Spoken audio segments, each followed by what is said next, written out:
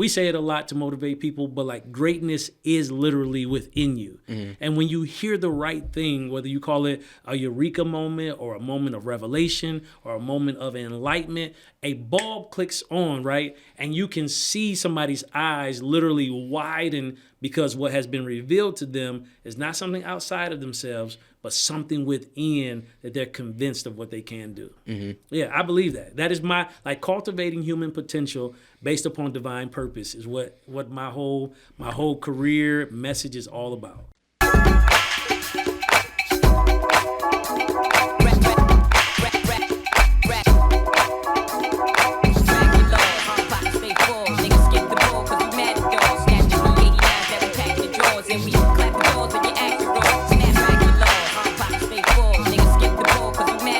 If you're looking for a space that feels like yours but comes with way more perks, then Bamboo's dedicated desk is exactly what you need. Now, when you sign up for a dedicated desk, what you'll get is an ergonomic chair, so your back won't be hurting while you're getting your work done. You'll also get free coffee and tea daily in order to fuel your grind. And don't forget, you get mail services and printing services right at your fingertips. And also, you get your own personal storage with the lockbox for your security and peace of mind.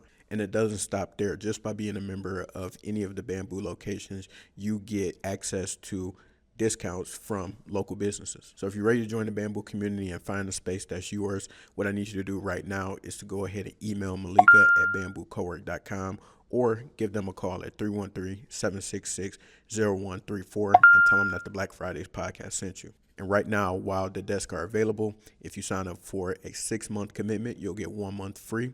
Or if you sign up for a 12-month commitment, you'll get 2 whole months free. I look forward to seeing you at the Bamboo locations. With that being said, let's get into the episode. What up, though, Black Fridays family? Welcome back to another installment of the Black Fridays podcast. Before we get into today's episode, make sure to hit that like button, subscribe, and then also drop some comments. And if you don't mind, go ahead and send some videos to some family, friends, and loved ones so that we can keep this thing going. All right, now that we got that business out of the way, I got to introduce y'all to one of the dopest public speakers that I've come across that's from right here in the city of Detroit.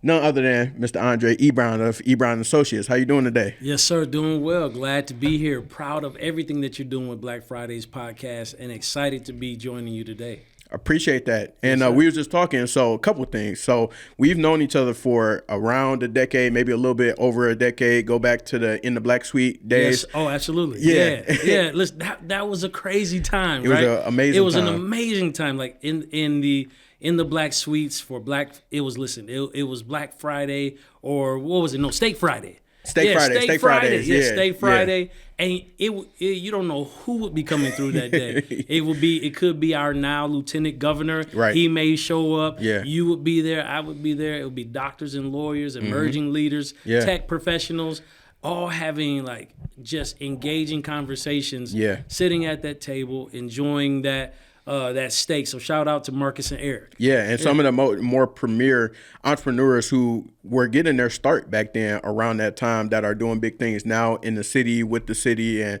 everything that surrounds that, they were in those spaces. Like they were at those Steak Fridays just chilling. Absolutely. So what brought me to Steak Fridays was I was a team of one, right? Yeah. A team of one as I was selling private education. I'll forsake the name of the organization, but selling private education. And I was the only admissions person in that department. And I was working with Marcus and Eric, and in a matter of 3 months, myself with their support, we were able to shake hands with about 4,000 people in the city of Detroit. Wow. And our conversion rate was around 11% of being able to bring in 3 months. Now, there was a lot of planning and things like that because Eric was designing at that time. So of course, we were able to like rebrand and get things out. But I was the only admissions director, team of one. And then the two of them, and we touched about 4,000 lives and were able to recruit and convert about 400 people. Phenomenal. Yeah. So for those people out there that are listening, like when you get with the right people and get into the right spaces, it accelerates your results, right? Yeah. And so I encourage you, there are many pockets in the city. Black Fridays podcast, Black Tech Saturdays, what's happening at Bamboo, all of those different places where you can find your community, your tribe, and it'll grossly accelerate your results. No doubt. Yeah. So, Andre, let's start here. You have, you're a man of many titles. You're an educator, you are a public speaker, you're an entrepreneur, businessman, father, husband, all the above. Yes, sir. Can we start with, first, I would love to be able to understand your foundation and proximity to education, because I noticed you mentioned when we met each other, that was around the time you were selling private education, or not selling private education, but I guess, to simplify. Literally, that's what it is. Selling private education. Then I've also had a chance to see you in different spaces where you've been working in education and been a leader in those spaces. So for you, how does that journey start, and how did it begin? Yeah, so the way it starts is I have to shout out Dr. Oscar J. Dowdell Underwood. He is my godfather out of Fort Wayne, Indiana, the first black man to be named Educator of the Year. So like that is the genesis of it. He was my example, and he created a school, or what's known now as the I Am Possible School, Cornerstone Christian College Preparatory School, not to be confused with the Cornerstone that's here in Michigan. Right. And that's my alma mater for which I graduate. So C-Prep all the way, right? Mm-hmm. But he created what we would call now a safe and a brave space for, children who look like us to cultivate their inherent power and their potential. He has a book out there called Bumblebees Can Fly, right? So I encourage people to check that out. But he began to provoke the idea that no matter where the circumstances surrounding a young person or an adult's life, that they have an inherent potential and they have an inherent power that just needs to be exposed to the right information in a loving environment, and an environment that will challenge them to rise to expectations, not to settle for mediocre standards. And so that was my upbringing, right? My mother was an educator. My mother was a social worker. My mother was a Marine. So I was always around these environments that were designed to challenge you to become the best version of yourself. So that when I matured and became an adult and launched my career, I found myself doing some of those same similar things, some of those same environments. And I tell people like this in a very poetic way, is that when I would see him speak, and we would be in the Lyceum, right? So there would be lessons from the Lyceum. When I would hear him speak, I can hear the cadence of my future in the tone of his voice, right? Mm-hmm. I was like, I want to be able to do that. So I just believe that because right now there are less than 2% of minorities teaching, right, in the educational system, specifically black men. So I was like, okay, I'm going to get in there. I'm going to make a difference. And I have made a difference. So over a decade in education, from classroom teacher, paraprofessional, blended learning coach, administrator, working in the communities, aligning and collaborating with community-based organizations, providing that whole wraparound approach to make sure that we're getting the parents and families what they need so that the home is conducive for learning. Like, that is my jam. Like, I love the educational environment because it speaks to the potential of who our young people can become. I love that. And I think it definitely ties in beautifully to the work that you do in terms of your opportunities that you have to publicly speak and host events and panels and things of that nature, because I think that in my experience in getting a chance to listen to you when you're on those stages or on those platforms is that there is an element of motivation, but more so like, what's the best way to put it? Motivation, but then there's some practicality to it as well. So being able to have a message that's going to be able to resonate with you to take action and not necessarily just focusing on the feel good, so to speak. Oh, yeah. Listen, when a person becomes self-aware, they need a lot less motivation because they are convinced to believe in themselves. Like, if I had to give my brand a title, it'll be the brand of belief, right? If I can get you to understand and believe in yourself, then the motivation is inherent because it's going to align with what's already in you. Like, I believe in the educational idea of paideia, right? Not just the indoctrination of filling someone with information, but what I'm sharing should provoke a response of something that already is within them. Like, we say it a lot to motivate people, but like, greatness is literally within you.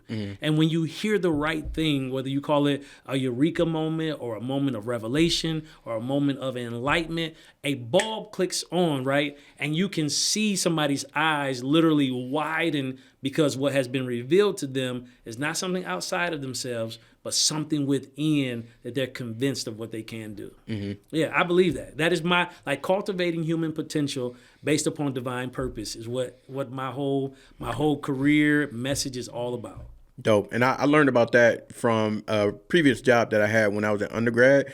It was a different method to it. It was called motivational interviewing. So I used to have to talk to students once they got in trouble for alcohol or drug violations. And so instead of me basically here's your fines, this your restorative justice, go do it. It was more so understanding what was the root of the problem so you can evoke change behavior. Yeah, absolutely. And when people become, the whole adage of when you know better, do better, when people become truly aware, it does lead them on a path of progressive growth, right? Right. And it doesn't change overnight, but that reinforcement of, oh, wait a minute, he took the time where he could have been punitive. He took a restorative approach to actually ask me, to look at what is the root cause, root cause analysis. And generally there's some level of trauma associated with it, some level of rejection associated with it, right? There's some level of feeling like I produced these certain behaviors because I wanted to belong or align myself with some social group. And then all of that are external factors.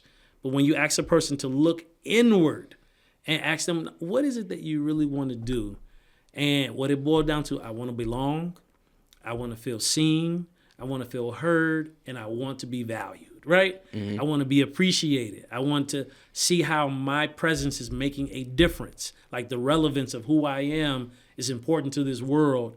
And when I can help people acknowledge and realize that, oh man, that's a great day for both of us. Facts. Yeah. Facts. Yeah. All right. So real quick, let's have some fun on Black Fridays. Let's do it. I want to introduce you to my favorite part, which is Freestyle Fridays. Okay.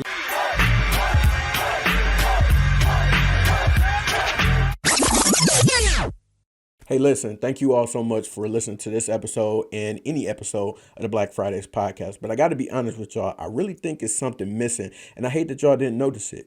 The thing that's missing is your podcast. Why am I not listening to your podcast? You talked about making one with your friends years ago. You know that you need one to better market and promote your business, but yet you still don't have one. This is why I created the Pocket Podcasting course to teach you how to be able to podcast with the essentials and tools that you have right at your fingertips in order to create.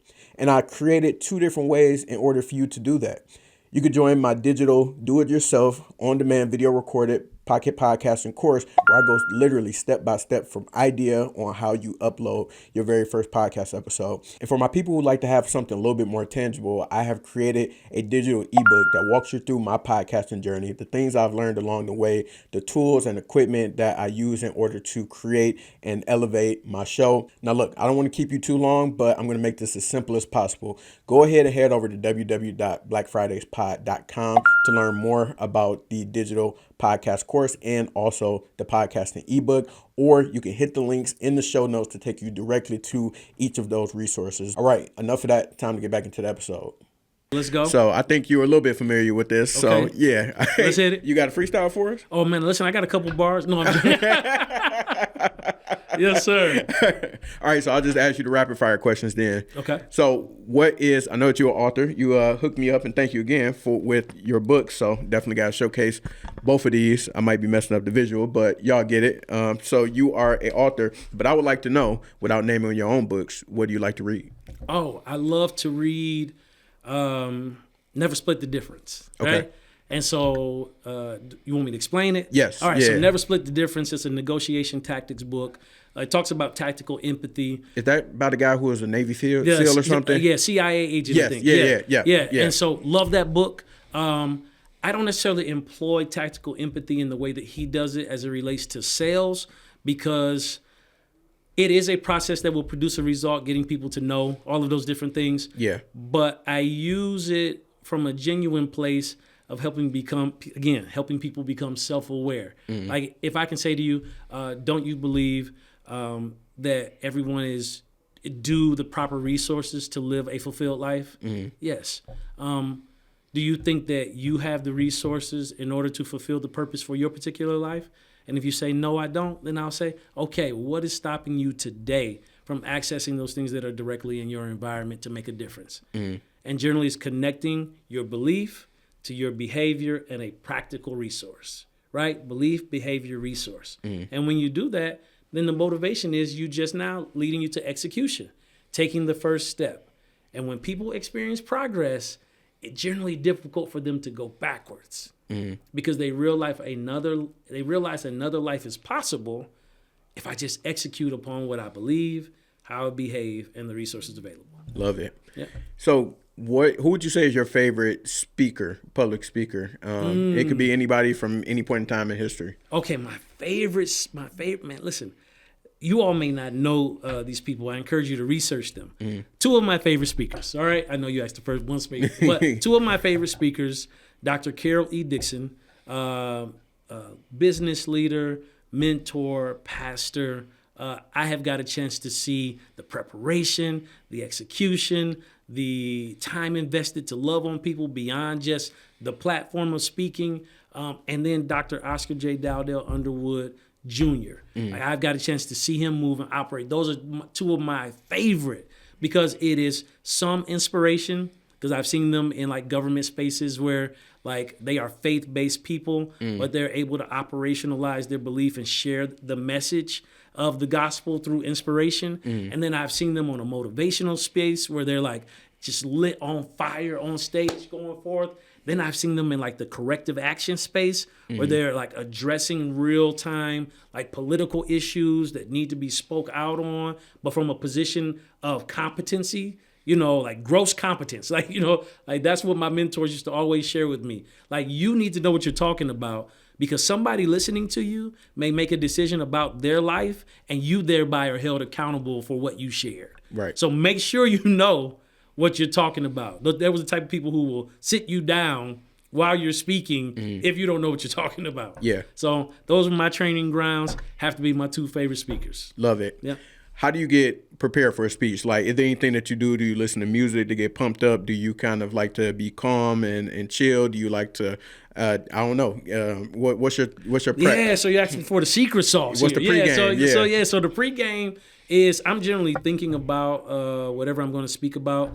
And I'm a person, I live in my head a lot. So I'm not going to hit you with that. I never wrote anything. No, I'm not going to hit you with that. But I live in my head for a minute and I organize in my head. There's always a soundtrack attached to the message. Like I had a message today, which was, you know, if you lead, they will follow.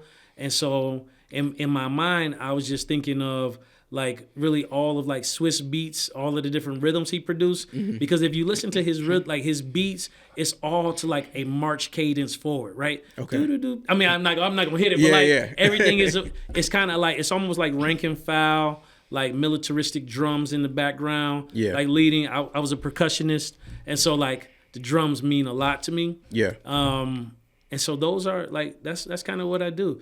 And then before I actually speak, like when I'm there, I kind of go silent.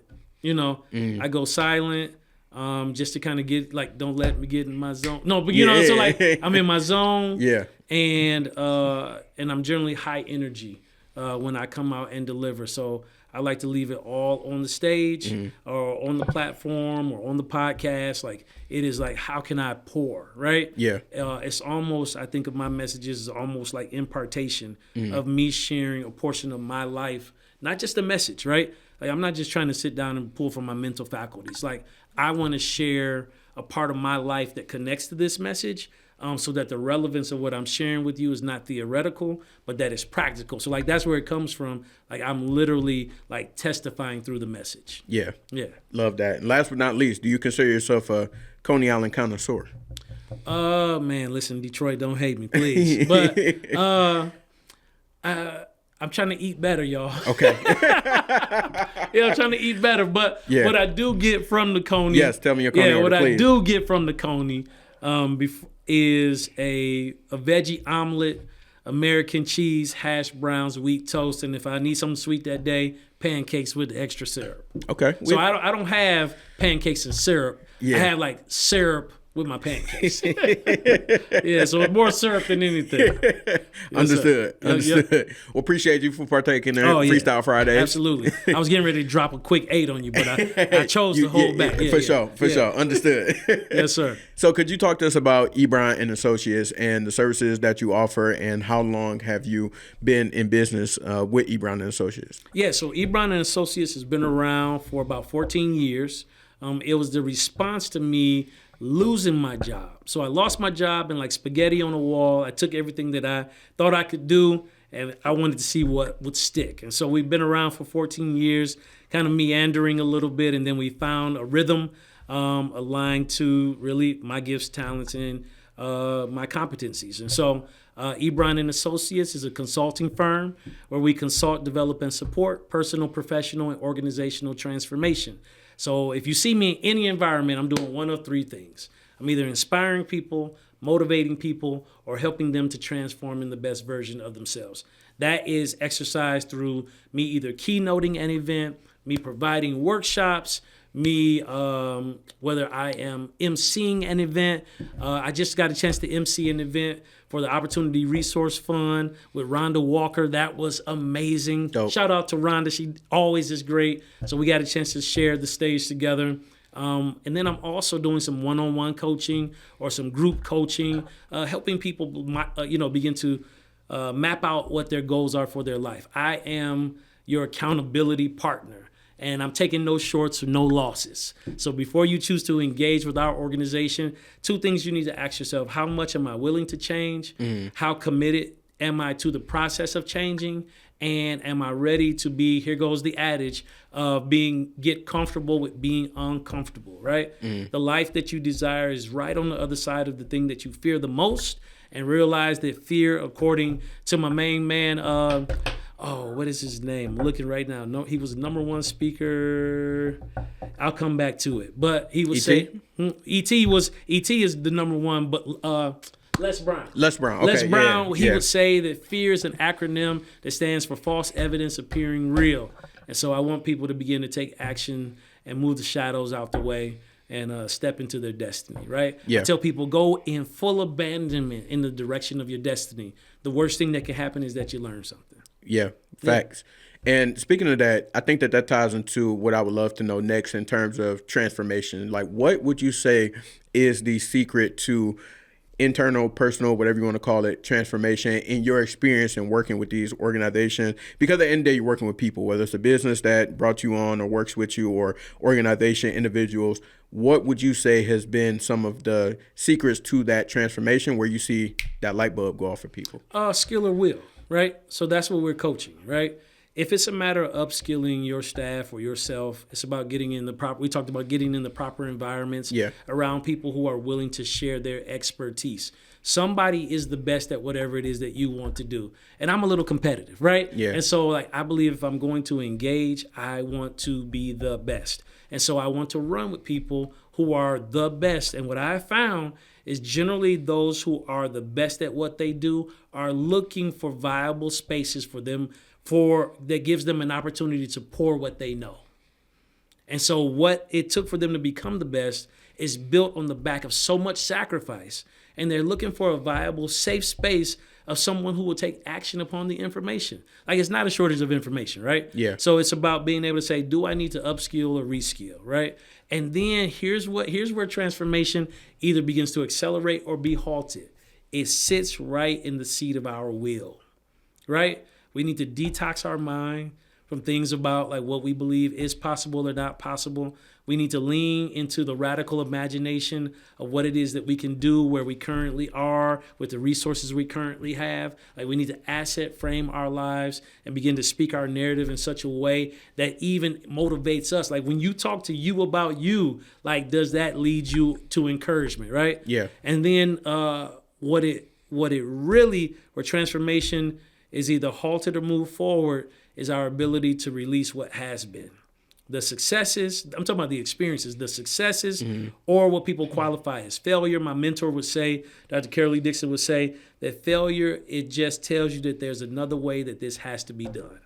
So don't put an entire emotional investment in the thing that didn't work. Learn from it, right? And then pull the pieces that did work and move forward, right? There's, I talk about people's EQ, right? Their emotional quotient. When you become, and Mind Your Business talks a lot about this. You should get that book, Mind Your Business. Hold on, wait. Right? Tell them one more time. Get that book, Mind Your Business, right? It's designed to help us increase our self-awareness, our social awareness, our self-regulation, building healthy relationships, and literally making a matrix on like how you make decisions. If I were to ask Joe Public, like, how do you make decisions?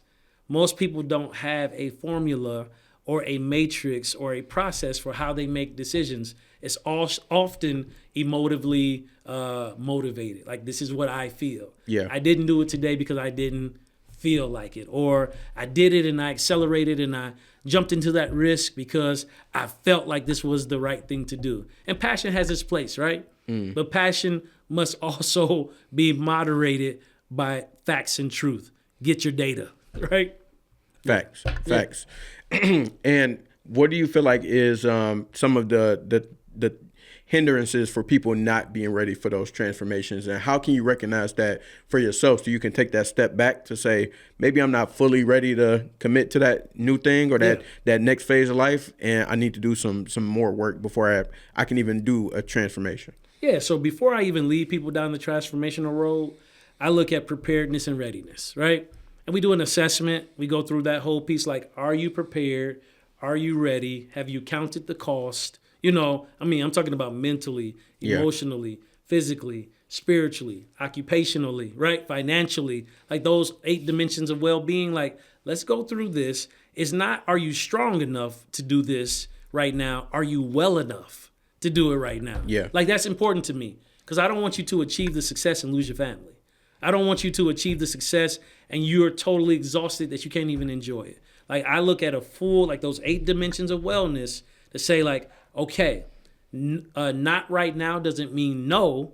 It just means not right now. Let's look out. Like, I'm taking more calculated risk myself now because both of my children are in college. I am an empty nester. We need to put some sounds right there. Sounds right there. Shout out to all the empty nesters.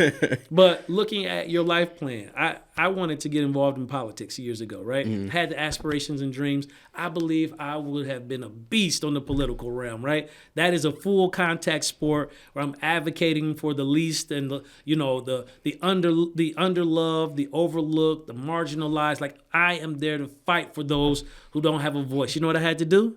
I had to ask my family. I said, here are some of the things based upon my observation and my contact with this particular profession that's going to impact our family. Are you all ready for that? And my family said, no. No, they did. Like, they did. Yeah. And because I am more committed to them than I am to my ambition, I chose not to do that. But I found another realm of advocacy and activism that I could use that kept my family safe, that looked at the total picture. And I know I can hear some people saying, oh, you should have done it, man. Well, years later, I ended up being in a position where I could effectuate changes in policy, where I was talking to policymakers, where I was, in the spaces with these government officials and talking about, how do we center the voice and lived experience of those who have been marginalized or historically excluded. And that's all I wanted to do through politics. I was able to do it. And timing was the big factor. Yep, timing. And in terms of, I would love to know, like, your journey into speaking and being able to curate that type of career, and would love to know, at what point in your life did you know that it was meant for you to be able to get on stages or to lead panels or to stand up in front of people, a classroom, whatever the case may be, and be able to speak and convey a message that would evoke change? You might not have known all that back then, but I would love to know, like, what moment in your life did you feel drawn to that type of career? Oh, no, it was a mandate on my potential.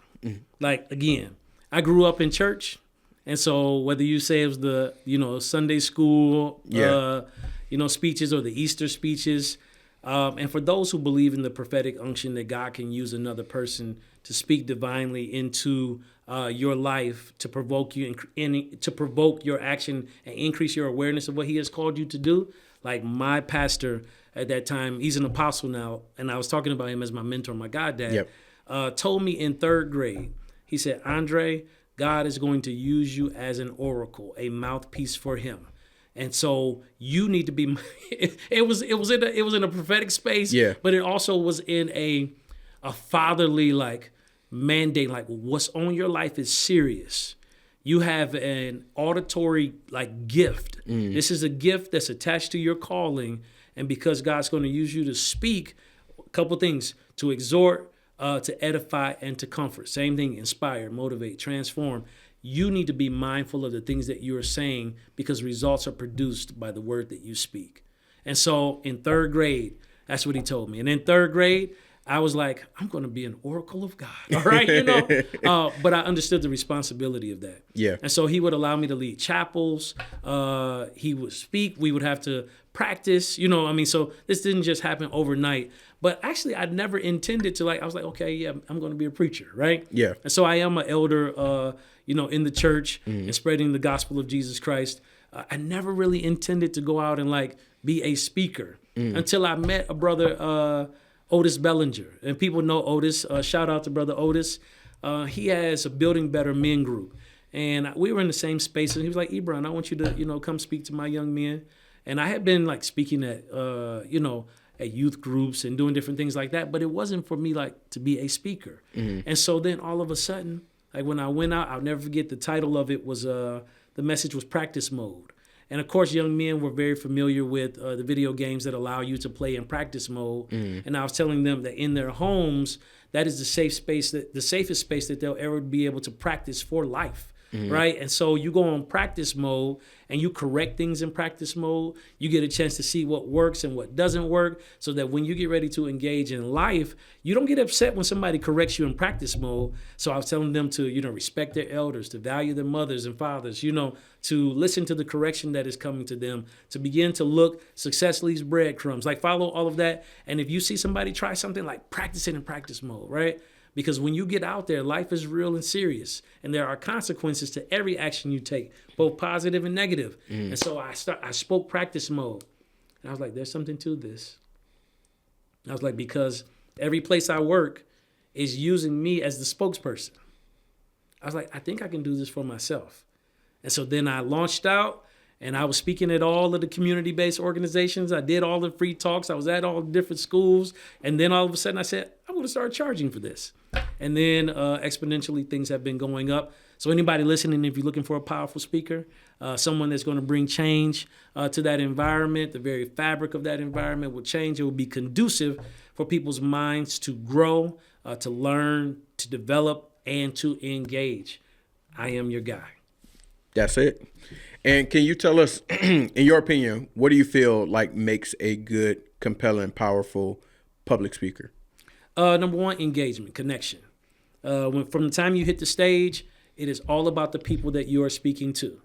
The stage and the platform is just a vehicle to be able to share with them something that will help them be able to radically change their lives and let them run in full abandonment in the direction of their dreams. I believe that my speaking removes barriers, right? So I want to address whatever the problem of practice is, right? All right, here's the problem of practice, right? Then I want to be able to build a community of practice. So I'm going to lead you from some very hype engagement. We're going to address the problem of practice. We're going to lead every all change is a process. And then I'm going to invite you into a community of practice where you can do same thing I told those young men, go into practice mode before you launch. So that if you're listening, you all, those who want to speak, make sure you come in engaging in a way that's authentic to you. I'm high energy, right? Yeah. When I come in, I'm a call and response kind of guy. I want you participating. I want your voice to be in the room, right? And then I'm going to lift the problem of practice. Here's the problem of practice that we're seeking to address. Everybody can identify that if you're a leader, you can identify the problem, right? But that doesn't make you a leader. Identifying a problem, a lot of times it's not difficult.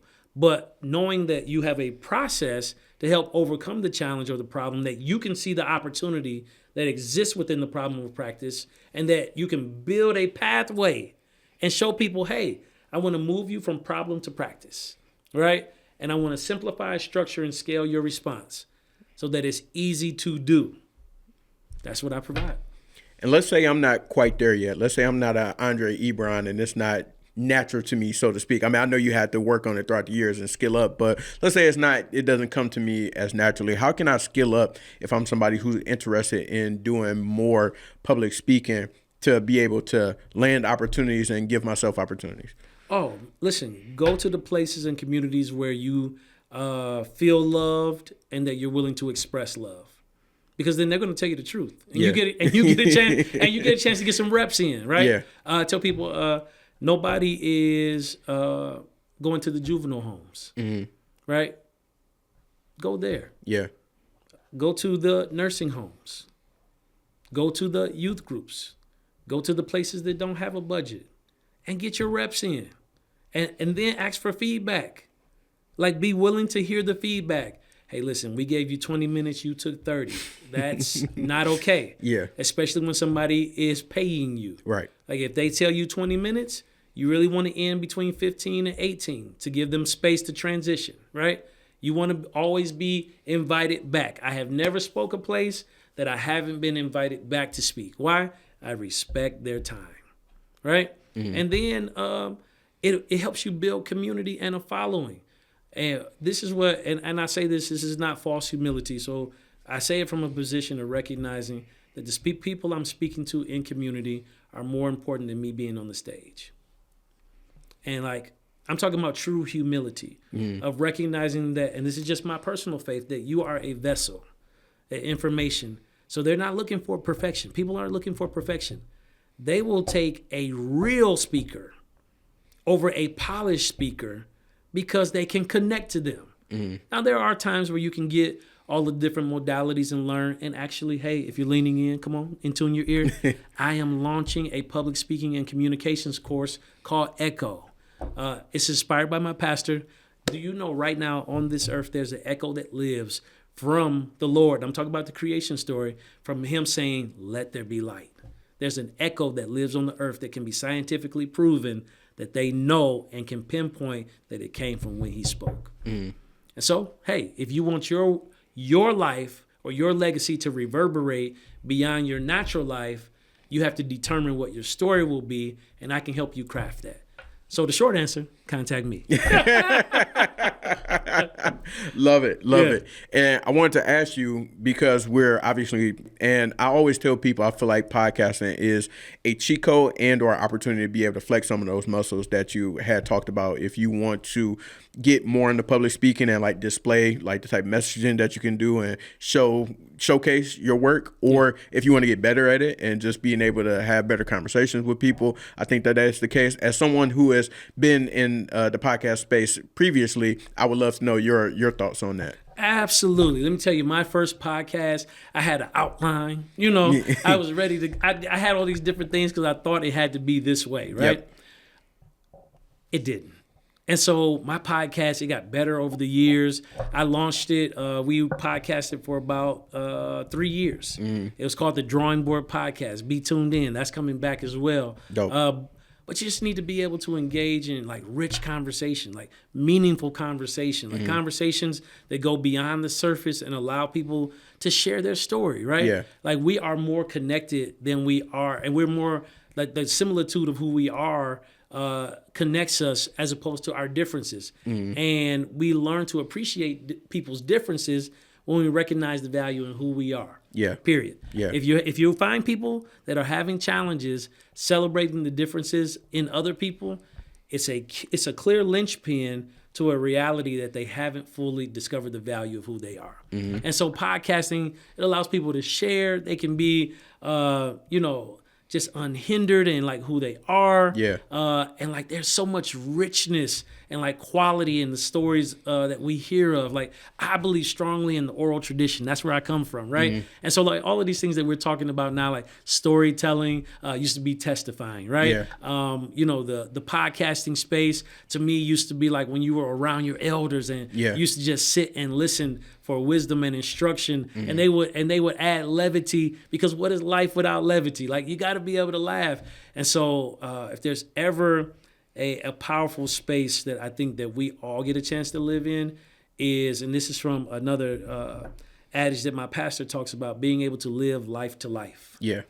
And podcasting allows, like when we're sharing now, being able to live life to life. Yeah. Yeah. And I agree with everything that you said, because podcasting has people tricked into thinking that I'm an extrovert when I'm really an introvert. And so, yeah, I like to be intentional in the conversations that I have with people, and I get a chance to do that in a space like this, in a one-on-one conversation. But yeah, no, I'm not extroverted at all, but people will beg to differ because because I have this platform. I'm like, no, I'm pretty introverted. Yeah. And listen, and when they're hearing your voice, they're like, no, you must be talking all the time. How do you get these people? Yeah, no.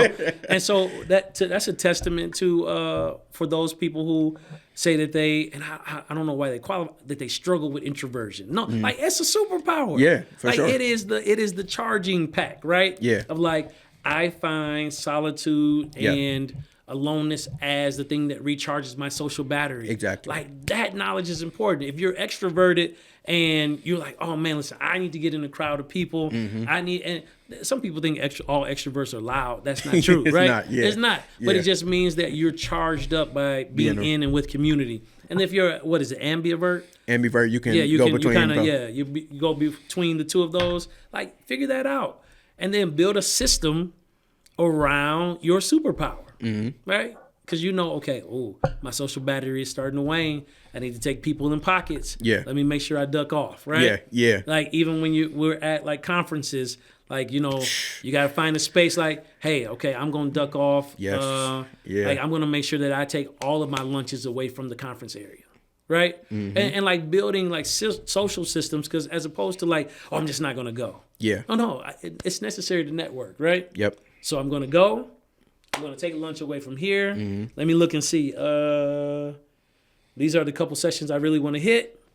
And then I'm going back to the hotel. Yeah. Yeah. Because for me, when it comes to networking, I got to make it a game for myself. Like, if I talk to 3 people or meet 3 new people, I did something. Or if I talk to the people that I specifically want to connect with, then I did something. But yeah, everything else is optional, because it took a lot for me to even be like, oh yeah, let me go speak to this person or meet this new person. And and then to your point about the conferences, when I go to the conferences and all day with the same people or a bunch of people, do not ask me to do nothing after the fact. I may come to the happy hour just to, show face, but once I'm in that hotel room or wherever I'm done. Like, my battery is gone. Yeah. I rest in peace, Glenn McIntosh. If everybody knew him, really big guy in the city of Detroit. He worked at Oakland University. And I'm talking about like multiple generations have benefited from his tutelage. Yes. And when I talked to him about it, he was like, listen, man, networking is about high visibility, short amount of time. He was like, you got things to do, places to go. You got a family. You cannot be spending all of that time out there networking. High visibility, see the people that you need to see, right? Do your homework about who's going to be there first. Talk to those people, shake hands, have meaningful conversations, get out of there, right? Yeah. He was like, this is what family men must do, right? Yeah. And that's something that I've held dear for many years. High visibility, short amount of time. So people say, Ebron, man, you're everywhere.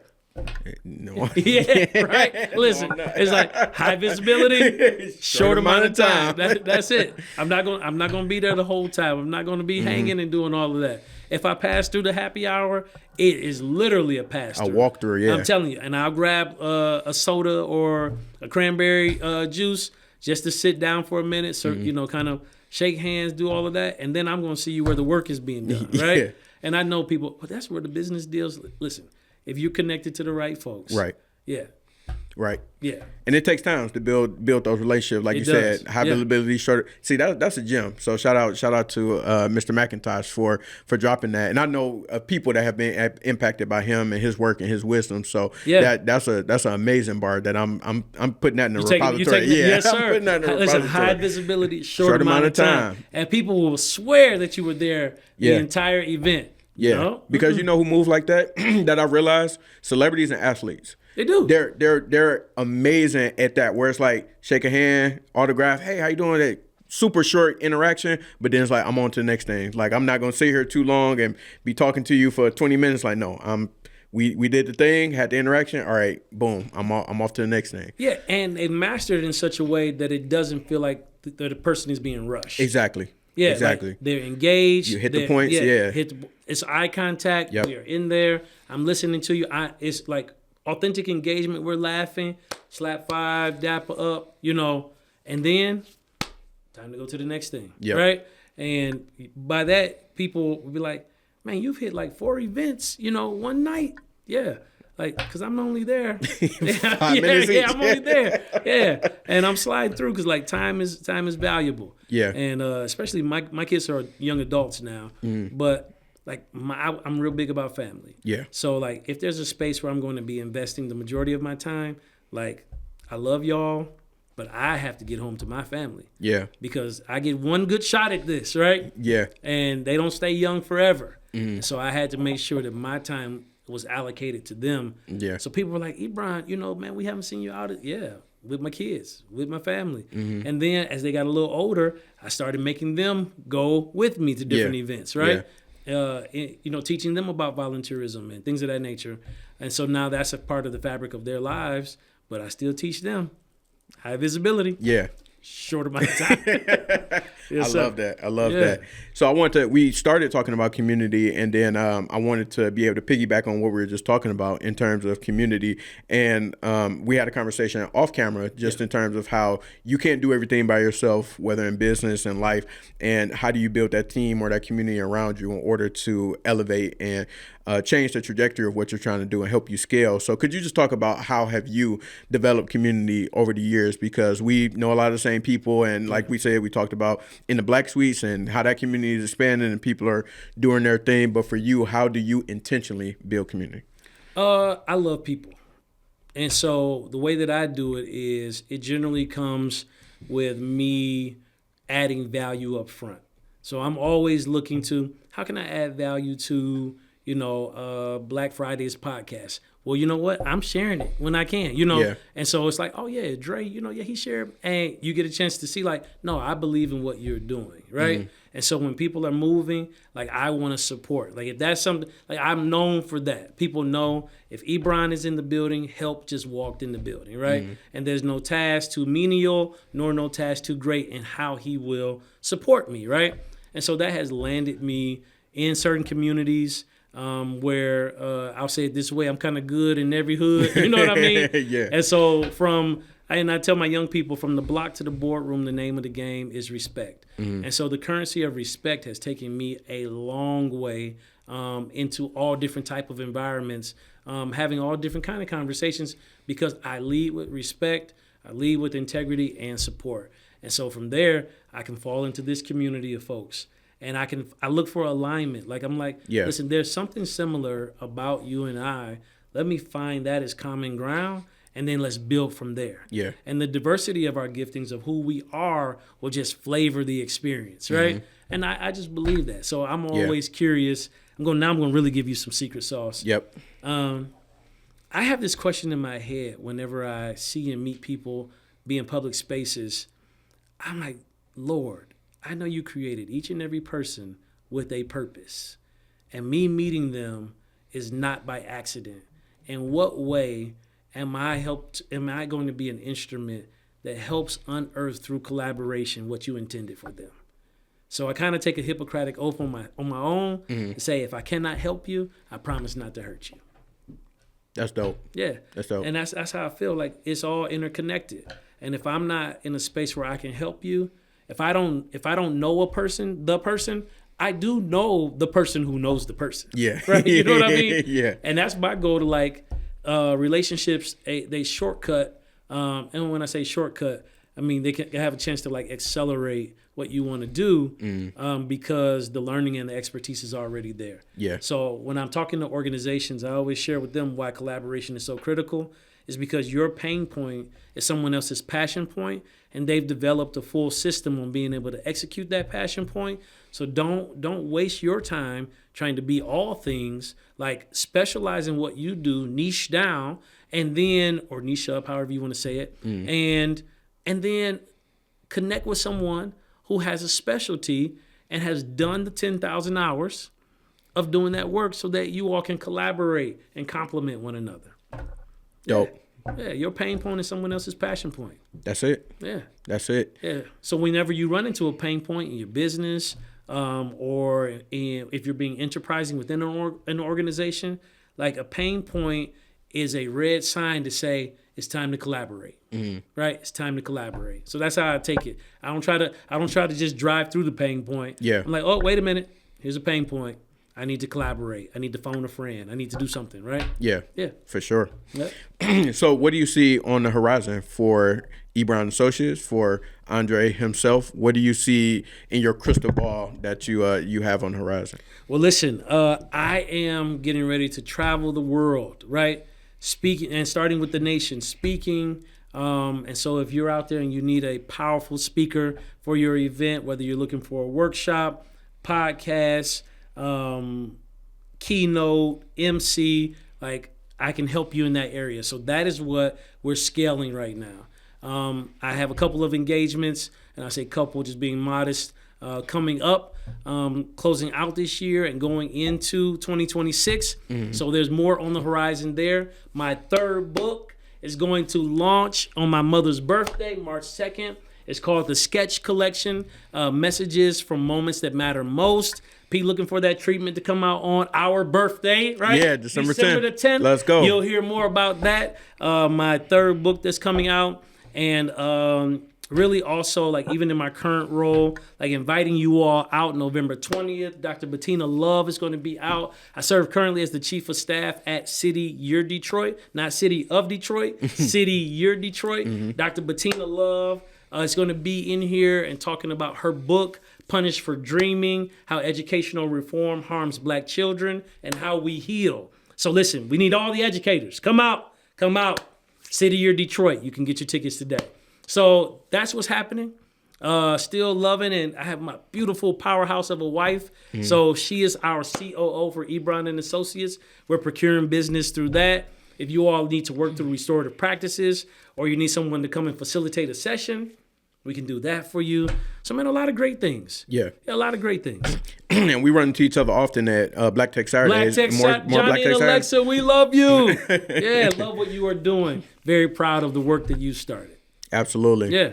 Well, Andre, this has been amazing, man. It's always good to see you. Always positive energy and good vibes, great conversation. Yes, sir. And love the wisdom that you shared here on the podcast and in general, and how you pour into our community, into our youth, into the adults and not so young.